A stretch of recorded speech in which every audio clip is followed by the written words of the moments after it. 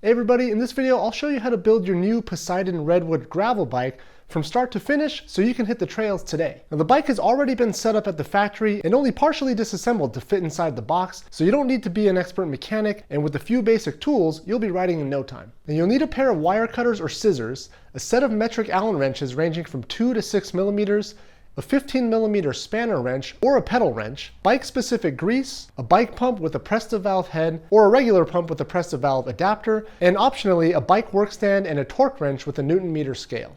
Okay, so the first thing is to open up the box, which is strategically mislabeled so that mail handlers will be extra careful with your new bike. Now this is done intentionally, and no, Poseidon doesn't just use recycled TV boxes to ship their bikes. Pull out the saddle, which is already attached to the seat post, and set it aside before pulling the bike out of the box. There will also be a smaller box which contains small parts and some documentation as well. Use wire cutters or scissors to cut the zip ties holding the front wheel to the frame, being really careful not to scratch the rim or to cut the tire. Remove the disc rotor protector, and then you can set the front wheel aside. Remove the packaging from the seat and the seat post and spread a thin layer of grease on the inside of the seat tube. Slide the seat post down into the frame and cinch it down using a 5mm Allen wrench. There's no need to worry about the final position or torque just yet. Clamp the bike from the exposed seat post into a work stand if you have one. Now if you're not using a work stand, no worries, you can go ahead and skip this step.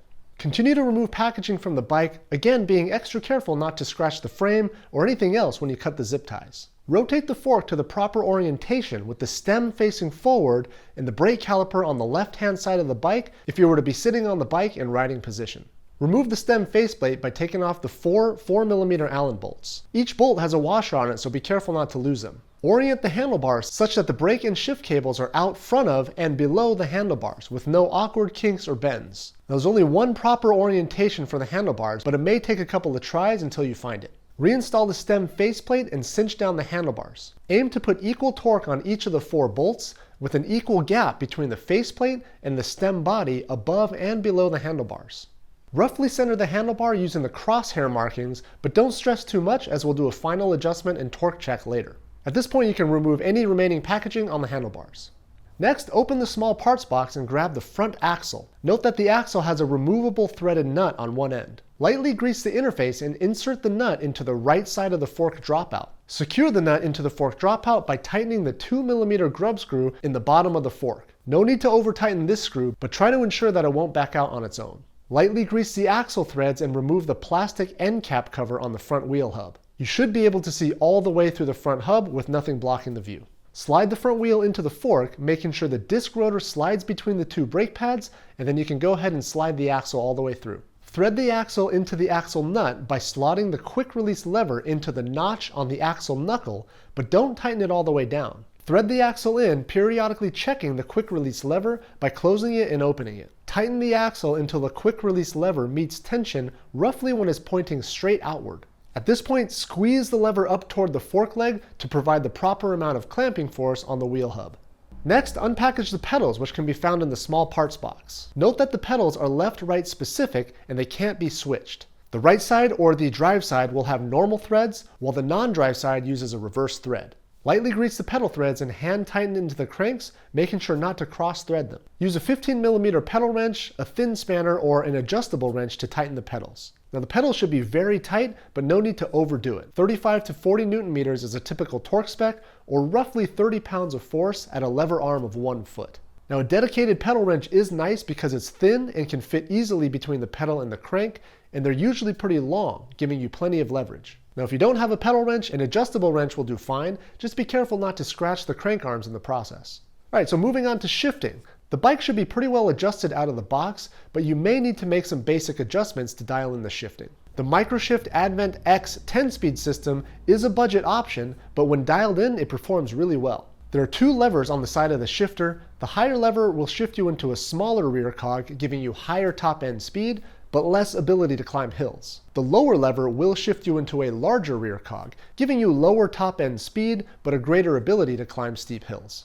Run through the gears to make sure you can smoothly shift into every gear on the cassette. If it's hesitating to shift into a larger cog, twist the barrel adjuster counterclockwise as if to unscrew it, by a quarter turn at a time until you can smoothly shift from smaller cogs into larger ones. If the drivetrain is hesitating to shift from larger cogs into smaller cogs, you can turn the adjustment barrel clockwise as if to tighten it until you can shift from large cogs into smaller ones. This process is called indexing the gears and may or may not be required out of the box. Now, in the unlikely event that you can't shift smoothly up and down the cassette after indexing the gears, it may be an issue of derailleur hanger alignment, B-screw adjustment, or high and low limit screw adjustment, all of which are easily addressed by a qualified mechanic, but beyond the scope of this video. Now, I should mention a nice feature about the Advent X derailleur, which is the integrated clutch. You'll notice a two-position switch on the side of the derailleur which engages and disengages the built-in clutch. When disengaged, the lower cage is free to move with very little resistance. This generally yields slightly smoother shifting at the expense of chain stability. When the clutch is engaged, there's a lot more resistance in the lower cage, which helps with chain retention and significantly reduces what's known as chain slap, where the chain will bounce around against the frame during chunky off-road descents, and can potentially chip or ding your frame in the process. Now, generally, you can always leave the clutch engaged unless you plan to ride in absolutely smooth conditions with no off-road sections.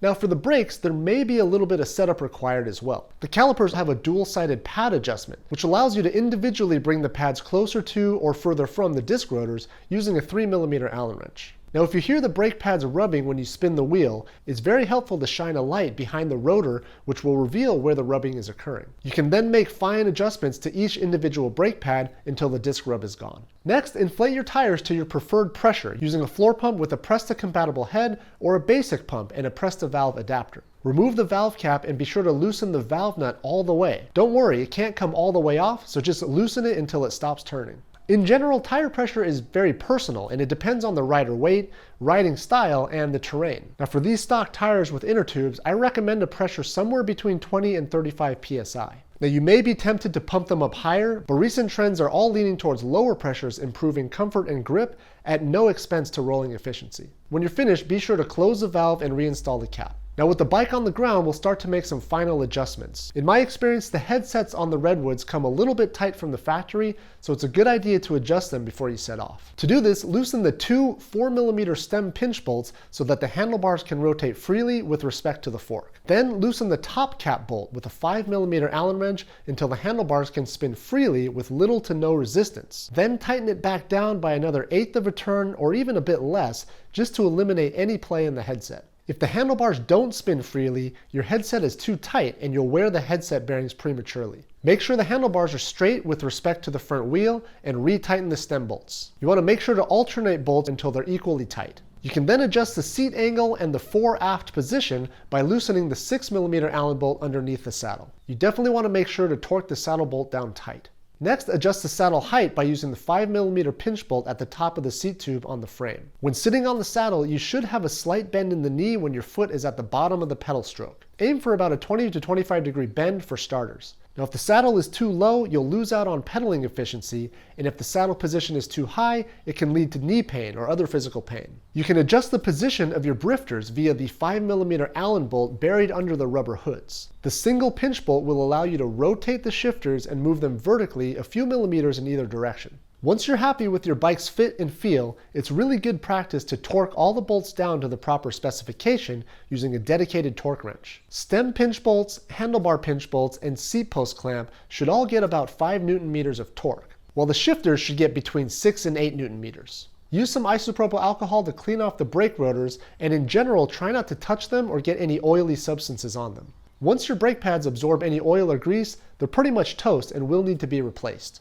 Now, lastly, and very importantly, before you go out for your first ride, be sure to bed the brakes properly to ensure optimal braking performance. The bedding process serves to deposit a little bit of brake pad material onto the disc rotor, which is absolutely essential for strong braking performance. To bed the brakes, find an open space and get up to about 15 miles an hour, and then moderately drag the front brake until you reach walking speed, but don't come to a complete stop. Repeat this process 15 or 20 times, and the brakes will start to bite stronger and stronger, but they won't reach their full strength for a few dozen miles. Repeat this process for the rear brake, which will complete the bedding process. And believe it or not, that's it. Your new Redwood is all set up and ready for whatever adventures await. Once again, congratulations on your new bike, and enjoy the ride.